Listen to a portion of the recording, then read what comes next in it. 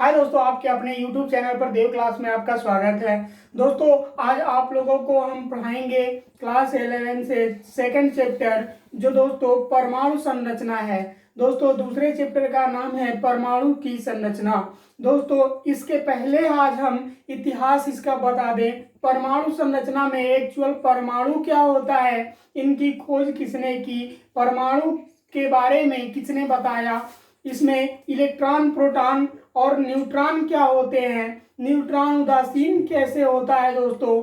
उसके बाद आपको हम बताएंगे कि कक्षक कितने होते हैं, उसके बाद उपकक्षक कितने होते हैं। ठीक है दोस्तों, तो इसके अंतर्गत, इस संरचना के अंतर्गत सबसे पहले हम बात करेंगे परमाणु के बारे में। तो दोस्तों 1800 कुछ ईस्वी में कौन बताए थे, महर्षि कणाद बताए थे परमाणुओं के बारे में। ठीक है, परमाणुओं के बारे में अगर आप नहीं इस टॉपिक को देख पाए हैं दोस्तों, तो फर्स्ट लेसन में इसका हम इतिहास पढ़ा है, आप जा करके उसमें आप देख लीजिएगा। ठीक है, तो अभी यहाँ पर हम बताएंगे परमाणु की संरचना। ठीक है दोस्तों, क्या बताएंगे, तो परमाणु की संरचना। सबसे पहले तो दोस्तों हम लोग बात करेंगे परमाणु के बारे में। ठीक है, किसके बारे में बात करेंगे, तो परमाणु के बारे में। परमाणु दोस्तों वे पदार्थ या तत्व होता है जो अविभाज्य होता है। क्या होता है दोस्तों, अविभाज्य कणों से मिलकर बना होता है। अर्थात कह सकते हैं हम लोग दोस्तों कि अगर अणु का निर्माण होता है तो दो परमाणुओं के मिलने से ही होता है।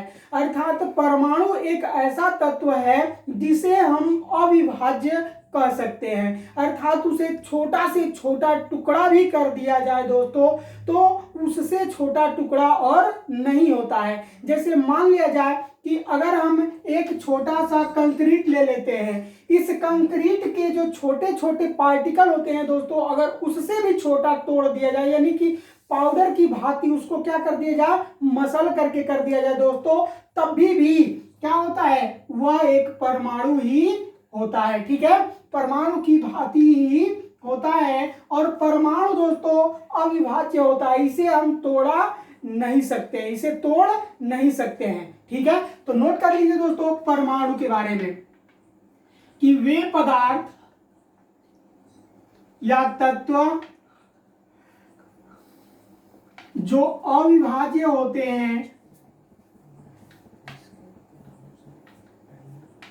हैं तथा स्वतंत्र अवस्था में पाए जाते हैं,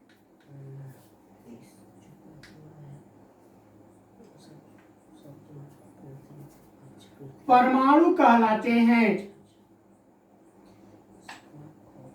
ठीक है दोस्तों, परमाणु कहलाते हैं। अब दोस्तों बात कर लेते हैं जैसे के बारे में। तो एग्जांपल दोस्तों, जैसे मान लिया जाए हाइड्रोजन है, नाइट्रोजन है, ऑक्सीजन है।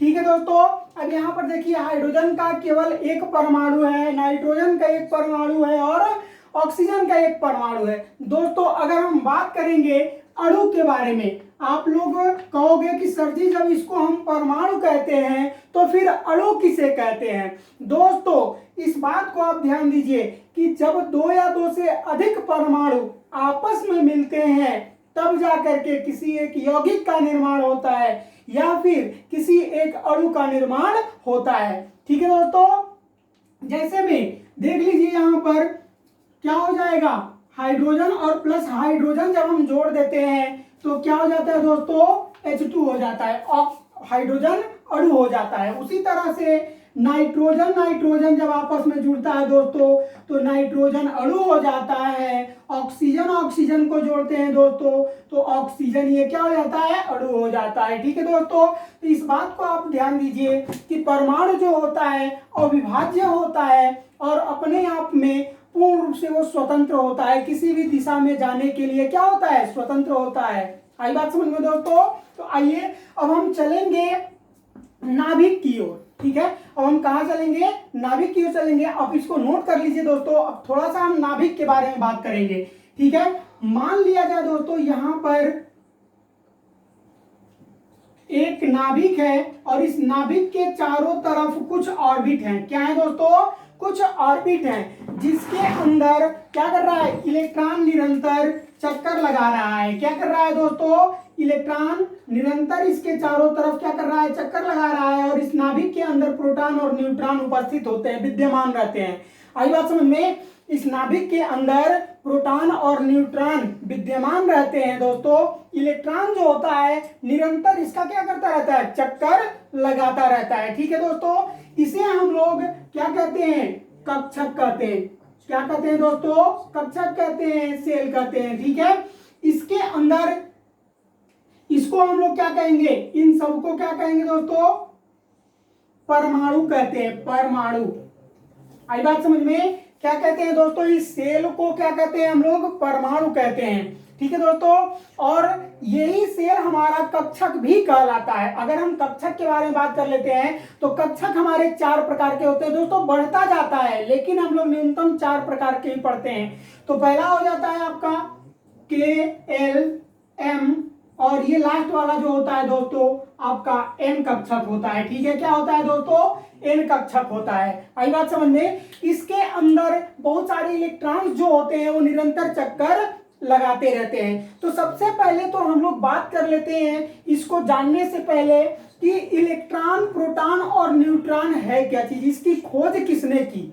ठीक है दोस्तों, इसकी खोज किसने की और ये इलेक्ट्रॉन प्रोटॉन क्या है, इन पर आवेश क्या होते हैं। तो दोस्तों इसके लिए एक आपको हम ट्रिक बता रहे हैं और वो ट्रिक आप हंसते हुए याद कर सकते हैं। कैसे याद कर सकते हैं दोस्तों? हंसते हुए आप उस ट्रिक को याद कर सकते हैं। तो वो ट्रिक है आपका ईटा पर नाच। ईटा पर नाच। दोस्तों एक बार क्या हुआ कि जे टॉमसन, रदरफोर्ड और जेम्स चैडविक क्या कर रहे थे? चल रहे थे किसी रास्ते पर।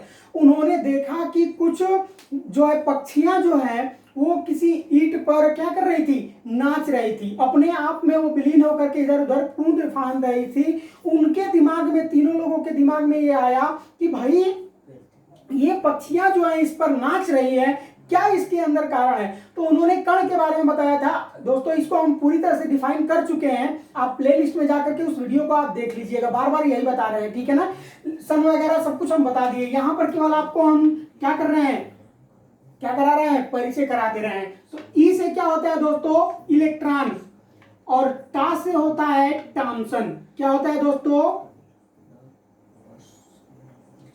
टॉमसन। इनका पूरा नाम है जे टॉमसन। क्या दोस्तों? जे टॉमसन। पी से क्या होता है? प्रोटॉन, और आर से क्या होता है दोस्तों? रदरफोर्ड। रदरफोर्ड। उसके बाद एन हो गया। एन से क्या होता है? न्यूट्रॉन, और चे से क्या होता है? चैडविक। ठीक है दोस्तों, देखिए ईटा पर नाच। ई से इलेक्ट्रॉन की खोज किसने की? जे टॉमसन ने। पी से प्रोटॉन पर खोज किसने की? रदरफोर्ड ने। नाइट्रोजन या न्यूट्रॉन, नाच माने न्यूट्रॉन, न्यूट्रॉन की खोज किसने की? जेम्स चैडविक ने। ठीक है दोस्तों, तो इस तरह से आप ट्रिकी रूप में इसको आप याद कर सकते हैं। ठीक है दोस्तों, अब हम बात करेंगे इसके कोषों के बारे में। अब कोष क्या होते हैं तो दोस्तों इसको थोड़ा सा आप नोट कर लीजिए, उसके बाद हम रफ कर दे रहे हैं, फिर आपको हम बताते हैं। ठीक है, कि नाभिक के अंदर वो कक्षक क्या होते हैं और उन कक्षकों के अंदर जो इलेक्ट्रॉन, प्रोटॉन, न्यूट्रॉन जो होते हैं दोस्तों वो कैसे कार्य करते हैं। तो ये इलेक्ट्रॉन दोस्तों इसके कक्षक में निरंतर चक्कर लगाते रहते हैं। इस कक्षकों में इलेक्ट्रॉनों की संख्याओं को कैसे हम पता करते हैं। ठीक है, अगर मान लिया जाए कि KLM और N कक्षक के बारे में हम बात कर रहे हैं, इनको सेल बोलते हैं दोस्तों, कोष बोलते हैं। क्या बोलते हैं? कोष बोलते हैं। तो दोस्तों अगर इन कोषों के बारे में हम बात करते हैं तो बात करते समय पूछ लेते हैं दोस्तों, कभी कभी दिमाग में ये आ जाता है कि सर ये बताइए, आपके दिमाग में ये आ जाता है कि सर ये बताइए कि जो L कोष होता है उसमें 8 इलेक्ट्रॉन कैसे हो जाते हैं। पहले वाले कोष में तो 2 ही इलेक्ट्रॉन होते हैं, तीसरे वाले में 18 हो जाते हैं, तो फिर इसमें 8 कैसे हो जाते हैं? कैसे ये आते हैं इलेक्ट्रॉन? तो दोस्तों जैसे आपको अभी हम बता दे रहे हैं, मान लिया जाए कि ए बराबर 4 परमाणु क्रमांक दिया हुआ है किसी तत्व का, ठीक है। जब इसका हम करेंगे दोस्तों इलेक्ट्रॉनिक में, के वाले में 2 और एल वाले में 2 आ जाएगा। क्या हो जाएगा दोस्तों, के और एल में 2 हो जाएगा। अब आप कहोगे कि सर ये बताइए कि ये 2 से अधिक क्यों नहीं होगा, 4 हम इलेक्ट्रॉन पहले वाले कोष में नहीं रख सकते हैं? नहीं, बिल्कुल नहीं रख सकते हैं दोस्तों। देखिए रीजन इसका ये है बच्चों की, कारण है कि 2 ही इलेक्ट्रॉन पहले वाले कोष के अंदर मैक्सिमम इलेक्ट्रॉन 2 रह सकते हैं, मैक्सिमम इलेक्ट्रॉन 2 रह सकते हैं। मिनिमम इलेक्ट्रॉन कितना भी कर लो लेकिन मैक्सिमम इलेक्ट्रॉन उसमें 2 ही रह सकते हैं। आई बात समझ में?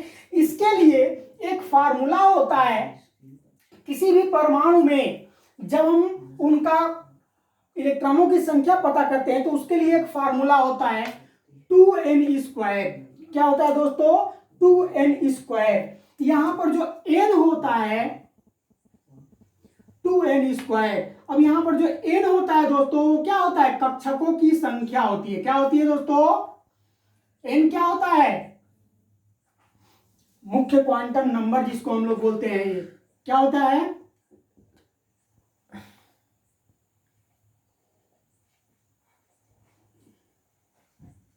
मुख्य क्वांटम नंबर होता है, अर्थात इन कक्षकों की ये संख्याएं होती है। तो पहले के लिए हम लोग क्या करेंगे दोस्तों, देखिए अभी निकाल लेते हैं k बराबर 2 और पहला कक्षक है तो इसके जगह पर n के जगह पर क्या रखेंगे, 1 रख देंगे। अब इसका वर्ग करेंगे तो ये कितना हो जाएगा दोस्तों, 2 गुणे 1 का वर्ग करेंगे तो 1 ही होता है, बराबर 2। समझ में आया, के कोष में कितने इलेक्ट्रॉन हो गए, 2 इलेक्ट्रॉन हो गए। आई बात समझ में? उसी तरह से अगर हम दूसरे कोष के बारे में बात करते हैं, एल कोष के बारे में बात करते हैं, तो एल कोष के लिए 2n² जब करेंगे दोस्तों तो 2 और गुणे दूसरे नंबर पर एल कोष है ना, तो 1 और 2, इसके जगह पर हम n के जगह पर क्या रखेंगे, 2 रखेंगे और 2 का वर्ग करेंगे दोस्तों कितना हो जाएगा, ये हो जाएगा 2 और 2 का वर्ग कितना हो जाएगा, 4, बराबर 4 दूना का 8 हो गया। उसी तरह से हम तीसरे वाले के लिए करेंगे दोस्तों, n के लिए तो 2n²। अब यहां पर ये हो जाएगा 2 गुणे 3 का वर्ग बराबर 3 कितना हो जाएगा दोस्तों, 2 गुणे 3 9 बराबर 18 हो गया, ठीक है। उसी तरह से हम चौथे वाले के लिए कर देंगे दोस्तों, तो 2n² = 2 गुणे 4 का वर्ग बराबर 2 गुणे 4 चौका 16 दूनी का 32। आया बात समझ में आपके? यानी कि पहले वाले में 2 इलेक्ट्रॉन, दूसरे वाले में 8 इलेक्ट्रॉन, तीसरे वाले में 18 इलेक्ट्रॉन और चौथे वाले में कितने इलेक्ट्रॉन हो जाएंगे, 32 इलेक्ट्रॉन हो जाएंगे, ठीक है दोस्तों। तो ये रहा आपका इन नाभिकों के अंदर परमाणुओं की संख्या पता करने का तरीका, ठीक है। एक फार्मूला के तहत आप कैसे इन नाभिकों के अंदर कितने इलेक्ट्रॉन इन कक्षकों के अंदर कितने इलेक्ट्रॉन उपस्थित होते हैं आप आसानी से यहाँ पर क्या कर सकते हैं, पता कर सकते हैं। अब आगे आपको हम बताएंगे कि इन पर आवेश कितने होते हैं, प्रोटॉन, न्यूट्रॉन और इलेक्ट्रॉन पर आवेश कितने होते हैं, ठीक है दोस्तों।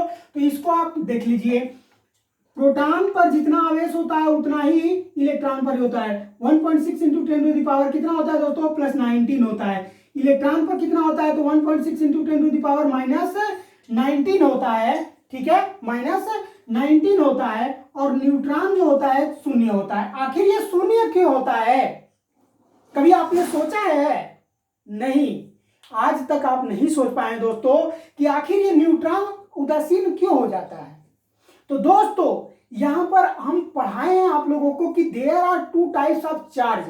आवेश 2 ही प्रकार के होते हैं। क्या होते हैं, आवेश 2 ही प्रकार के होते हैं। और जब ये दोनों दोस्तों माइनस प्लस होता है वैल्यू और आपस में समान होता है, दोनों पर आवेश जो होते हैं वो एक समान होते हैं, तो ये प्लस माइनस होने के कारण क्या हो जाता है, कैंसिल हो जाता है, जिसके कारण इनके लिए आवेश कितना बचता है, 0 हो जाता है।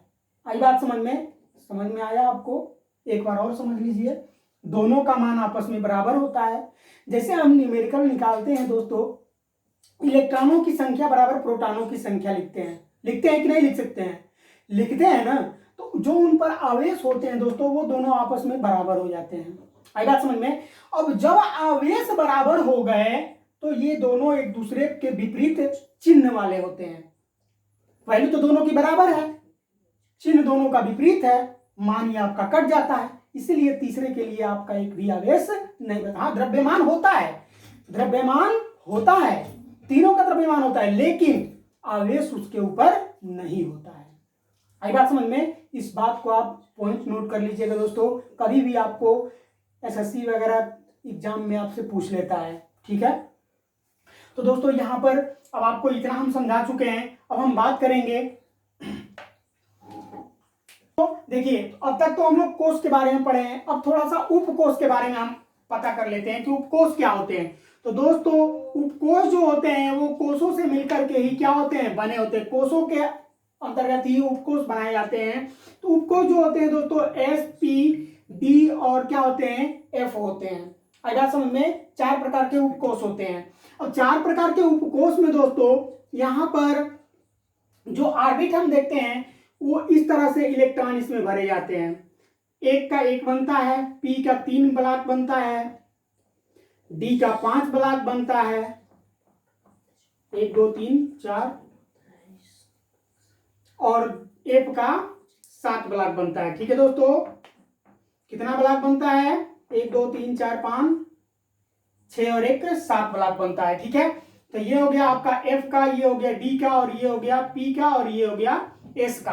अब दोस्तों इसके अंदर जब हम इलेक्ट्रॉन भरते हैं तो पहले युग्मित किया जाता है। इसको युग्मित और अयुग्मित का मतलब बता दें आपको कि जब इसमें एस कक्षक में मैक्सिमम 2 इलेक्ट्रॉन रह सकते हैं, एक मिनिमम हो सकता है, 2 से अधिक नहीं हो सकते हैं, वही अयुग्मित और युग्मित इलेक्ट्रॉन कहलाते हैं। अगर ये एक रहा तो इस समय यह युग्मित इलेक्ट्रॉन कहलाएगा। क्या कहलाएगा दोस्तों, युग्मित इलेक्ट्रॉन कहलाएगा। और जैसे ही इसको हम 2 कर देते हैं, ये क्या हो जाता है, अयुग्मित इलेक्ट्रॉन हो जाता है। आई बात समझ में? सॉरी दोस्तों, इस समय में ये युग्मित हो गया और पहले 1 रहेगा तो वो अयुग्मित होगा। आई बात समझ में? उसी तरह से इसमें हम इलेक्ट्रॉन इस टाइप से भर देते हैं दोस्तों। इसको आगे हम पूरी तरह से आपको बताएंगे, अगला लेसन, चौथा लेसन जब पढ़ाएंगे आपको बढ़िया से, उस टाइम हम बताएंगे। ठीक है,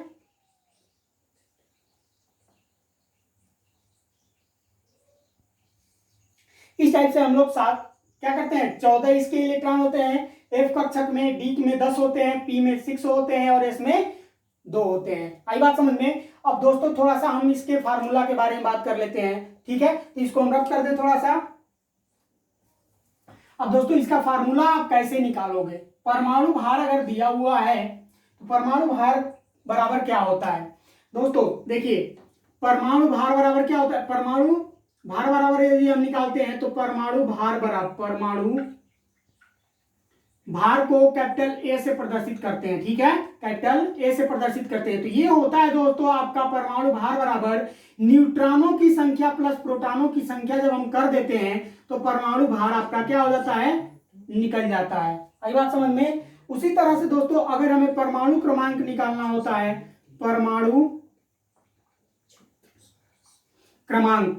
क्रमांक को जेड से प्रदर्शित करते हैं, तो जेड बराबर होता है दोस्तों परमाणु भार में से हम लोग क्या करते हैं, इलेक्ट्रॉनों की संख्या को या प्रोटॉनों की संख्या को जब हम घटा देते हैं तो ये क्या हो जाते हैं दोस्तों, आपके परमाणु क्या निकल जाते हैं, परमाणु क्रमांक निकल जाते हैं। अर्थात ये केवल एक ही होता है, पी के ऊपर प्लस होता है। और यहां पर दोस्तों ये होता है आगे प्रोटॉनों की संख्या बराबर कितना होता है, इलेक्ट्रॉनों की संख्या होता है। तो ए बराबर यदि हम लोग एक बार और फिर से बता दें आप लोगों को, जब ए बराबर निकालते हैं दोस्तों तो एन प्लस क्या कर देते हैं, जेड कर देते हैं, तो हमारा परमाणु भार निकल जाता है। अब यहां से हम लोगों को न्यूट्रॉन निकालना है या फिर प्रोटॉन परमाणु क्रमांक निकालना है, तो पक्षांतर करके दोस्तों हम लोग क्या कर लेते हैं, मान को आसानी से निकाल लेते हैं। तो दोस्तों इसके अगले वीडियो में आप लोगों को हम पढ़ाएंगे डाल्टन का परमाणु सिद्धांत। डाल्टन का परमाणु सिद्धांत क्या है। ठीक है दोस्तों, अगर ये दोस्तों आप लोगों को वीडियो पसंद आया है तो इस वीडियो को लाइक करें, हमारे चैनल को सब्सक्राइब अभी तक नहीं किए हैं तो चैनल को सब्सक्राइब कर बेल आइकन का बटन दबा दें ताकि हर नोटिफिकेशन